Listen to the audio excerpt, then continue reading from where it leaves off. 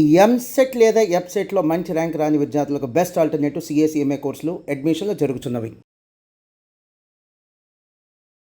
నమస్తే వనజ గారు. నమస్తే అండి. వనజ గారు, ఎలాంటి సిచ్యువేషన్లో ఉన్నామంటే, ఒకప్పుడు స్త్రీ తనే మూలం.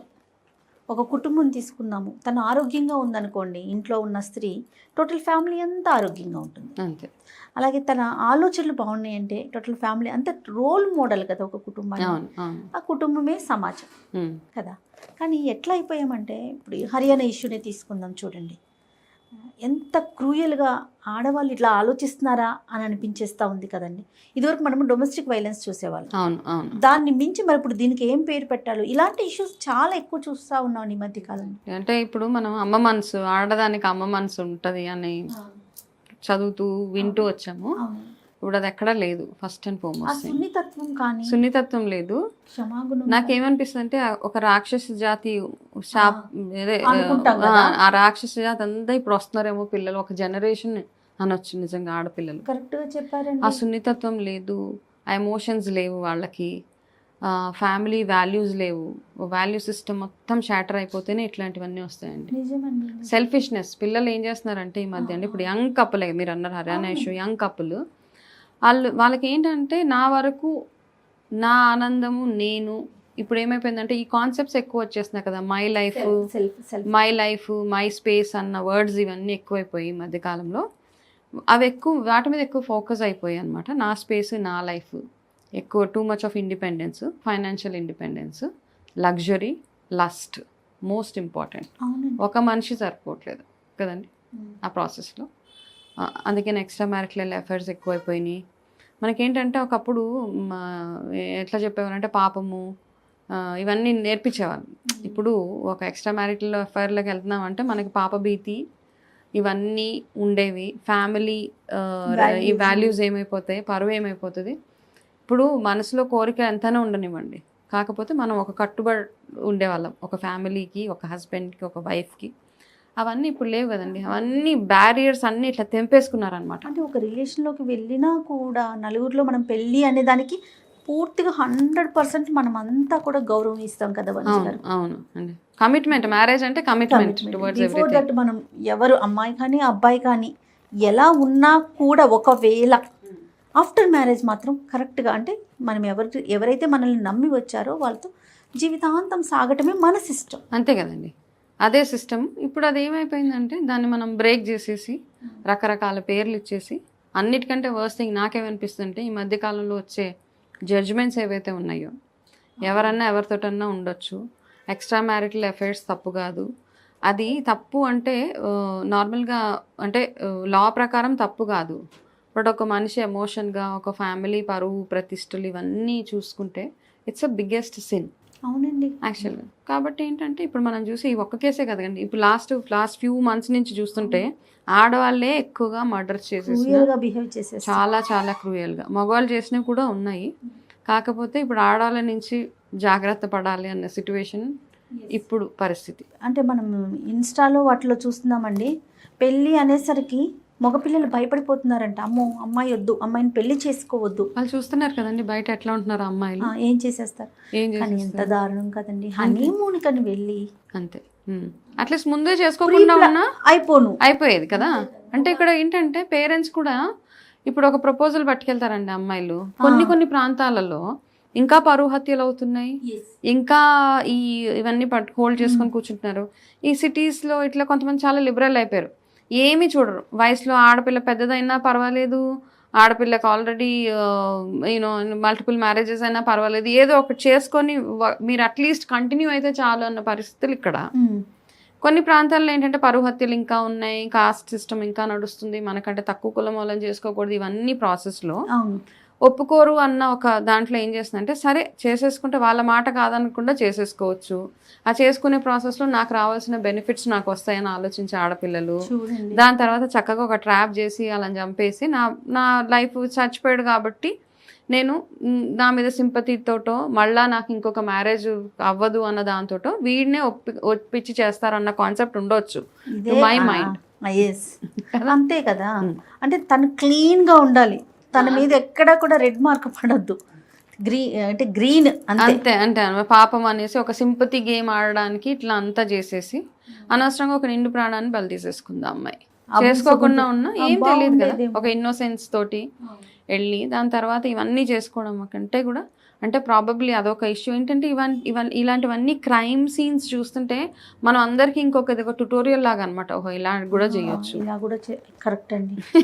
ఈ ఆప్షన్స్ కూడా మనకు ఉన్నాయి, ఇట్లా చేసేయచ్చు. కాకపోతే ఇప్పుడు అంటే అట్ ద సేమ్ టైం లా కూడా స్ట్రాంగ్ గా చాలా తెలుస్తోంది కదా, స్ట్రాంగ్ గా ఉంది కాబట్టి ఎక్కడ పడితే అక్కడ సీసీటీవీలు ఉన్నాయి, కెమెరాస్ ఉన్నాయి, ఫోన్స్ ఉన్నాయి, వాయిస్ రికార్డింగ్స్ ఉన్నాయి.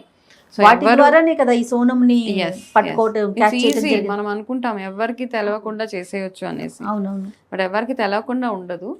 అయితే నాకేమనిపిస్తుంది అంటే అండి జయ గారు, ఎంటైర్ కాన్సెప్ట్లో ఇప్పుడు ఎక్కడ చూసినా అండి బాయ్ ఫ్రెండ్ లేని అమ్మాయి లేదు, గర్ల్ ఫ్రెండ్ లేని అబ్బాయి లేడు. అట్లా ఉన్నారంటే చాలా తక్కువ మంది, చాలా వెరీ వెరీ రేర్ కేసెస్. నాకు తెలిసిన వాళ్ళు ఉన్నారు అట్లా ఒక 2-3 ఫ్యామిలీస్. ఆ ఫ్యామిలీస్కి రియల్లీ హ్యాట్స్ ఆఫ్. ఇంకా అంటారమ్మా నువ్వు ఏది చూస్తే అది చేసుకుంటానని. అట్లాంటి పిల్లలు కూడా ఉన్నారు. కాకపోతే ఎక్కువ శాతం అట్లా చూసినప్పుడు ఏంటంటే మ్యారేజ్ వ్యవస్థకే ఒక క్వశ్చన్ మార్క్ అనమాట. ఆ ట్రస్ట్ పోయింది. ఆడవాళ్ళకి మగవాళ్ళ మీద, మగవాళ్ళకి ఆడవాళ్ళ మీద నమ్మకమే లేదు. ఇంకొకటి లివ్ ఇన్ రిలేషన్స్. నాశనం చేయడానికి ప్రధాన కారణం కదా వనజ గారు. అంటే ఒక ఫీలింగ్ ఉండదు. ఒకప్పుడు చూడండి సరదాగా మనం ఇద్దరం మాట్లాడుకోవచ్చు. ఏంటంటే కొత్తగా పెళ్ళైన జంట వాళ్ళు మాట్లాడుకునే విధానము, వాళ్ళు నడిచే విధానము, ఆ లవ్ అండ్ అఫెక్షన్, ఆ సిగ్గుపడడం, ఇవన్నీ ఎక్కడ అసలు ఏమీ లేవు. క్వశ్చన్ అసలు ఈ మధ్య చూడడమే లేదు అసలు. ఒకరి పక్కన ఒకరు కూర్చోవాలంటే సిగ్గుపడేవాళ్ళు, చాలా దూరంగా కూర్చునేవాళ్ళు. సో ఇవన్నీ అనమాట అండి, ఇవన్నీ లేవు అసలు ఇప్పుడు అయితే మాటల్లో హస్బెండ్ని అరే తురే అంటున్నారు. నేను చాలా అంటే నేను ఇంకా ఓల్డ్ స్కూల్ ఆఫ్ థాట్సే మనం, మీరు కూడా కదా. సో హస్బెండ్ని ఒరే తురే అంటుంటే నాకు చాలా మందిని చూస్తున్నా అదే ప్రేమ అంట, అఫెక్షన్ అంట. హస్బెండ్ చూసేది కూడా అలాగే చూస్తున్నాం వనజ గారు. మీడియాలో ఏం చూస్తున్నాం చెప్పండి, మొగుడు పట్టుకొని అరే ఇలాంటివన్నీ చేస్తుంటే నాకేమనిపిస్తుంది అంటే లివ్ ఇన్ రిలేషన్స్ని ఇప్పుడు చచ్చినట్టు యాక్సెప్ట్ చేస్తున్నారు పేరెంట్స్. ఆప్షన్ లేదు. లివ్ ఇన్లో ఉంటే మా ఇద్దరికి మ్యారేజ్ చేయండి అంటే పోనీ ఆ మ్యారేజ్కి ఒక పెద్ద తతంగం, లక్షల కోట్లు ఖర్చు పెట్టి పెళ్ళంతా అయిపోయిన తర్వాత వీళ్ళకి ఒకరి మీద ఒకరికి బోర్ కొడుతుంది. మళ్ళీ 1 సంవత్సరం 6 నెలలకి వాళ్ళు సెపరేట్ అయిపోతున్నారు. ఇంతటి దానికి మనం అంత ఖర్చు పెట్టి అంత పెళ్ళిళ్ళు ఎందుకు చేయాలి? సో నాకేమనిపిస్తుంది అంటే వీళ్ళు ప్రీ వెడ్డింగ్ షూట్ కూడా నటండి. ఈ సోనం వాళ్ళు ప్రీ వెడ్డింగ్ షూట్లు జరగటం, పోనీ చదువుకోలేదా అంటే బాగా చదువుకున్న ఫ్యామిలీస్, సెటిల్డ్ ఫ్యామిలీస్, అట్లా కూడా కాదు. అంటే దాంతో కూడా సంబంధం లేదు. మైండ్ సెట్ క్రూయల్ గా ఆలోచించడానికి, మెంటల్ గా అట్లా అయిపోతున్నారండి. ఏంటంటే వాళ్ళకి లగ్జరీ కావాలా, ఒక క్లారిటీ లేదు లైఫ్ లో. లగ్జరీ కన్నా కూడా ఈ అమ్మాయి విషయంలో తను ఏమనుకుందో అది సాధించాలి, తనకి ఇది కావాలి, కానీ ఇది కావాలి అని మూర్ఖత్వం అనమాట. పేరెంట్స్ నుంచే రావాలి, తను చేయకుండా. అదే కదా, తనకి ఎక్కడ కూడా ఇబ్బంది కలగకూడదు, తన పేరు పోకూడదు. అంతే కదా. కాబట్టి మనం ఏంటంటే ఇప్పుడు మనం ఎంత మాట్లాడుకున్నా ఎక్స్ట్రా మ్యారిటల్ ఇష్యూస్, మ్యారేజ్ కంటే ముందు ఉండే అఫైర్స్. కాబట్టి ఈ ఎంటైర్ విషయంలో ఇప్పుడు ఏది మార్చలేమండి, జనరేషన్ అట్లా అయిపోయింది. కాబట్టి ఎవరు జాగ్రత్త పడాలి ఎంటైర్ ప్రాసెస్లో అంటే పేరెంట్స్. మీ ఫైనాన్సెస్ మీరు సరిగ్గా పెట్టుకోండి. అనవసరంగా ఓవర్ బోర్డ్ అయిపోయి నా కూతురు అడిగింది కదా, నా కొడుకు అడిగాడు కదా అనేసి కోట్లు ఖర్చు పెట్టేసి మీ ఫ్యూచర్ కూడా ఆలోచించకుండా డబ్బులన్నీ తెచ్చి వీళ్ళకి ఖర్చు పెట్టేసి రేపొద్దున ఎలాగో ఊడిపోయే మ్యారేజెస్ ఇప్పుడు చాలా మటుకు. Divorce is not a surprise అండి. చాలా కాలం వాళ్ళు పెళ్లి చేసుకొని 10-20 ఏళ్ళు ఉన్నారు అంటే చాలా గ్రేట్. అది బహుశా వనజ గారు నాకు అనిపిస్తూ ఉంది కొన్ని జనరేషన్స్ తర్వాత, అంటే అతి కొద్ది రోజుల్లోనే, ఏంటి మీరు ఇంకా డైవర్స్ తీసుకోలేదా అనే క్వశ్చన్ అడగాల్సి వస్తుందేమో. మీరు ఇంకా కలిసే ఉన్నారా లాంటి మాటలు వింటామేమో, అలాంటి సర్ప్రైజ్ వస్తుందేమో. సో ఒకళ్ళు టాలరేట్ చేసుకోవడం ఇవన్నీ లేవు. ఎందుకంటే ఎవరి ఇండిపెండెన్స్ వాళ్ళకు ఉందండి. అండ్ ఒంటరిగా బతికేంత ధైర్యం ఆడపిల్లలకు వచ్చేసింది. నాకు ఎవరు అవసరం లేదు అస్సలు. సింగిల్ గా పేరెంట్స్ వద్దు, తోడబుట్టిన వాళ్ళు వద్దు, ఎవరు పెళ్ళైతే హస్బెండ్ అంతే. Emotional detachment, financial independence, emotional detachment, ఈ 2 ఉంటే మనకేం అక్కర్లేదు ఇంకా, అంతే.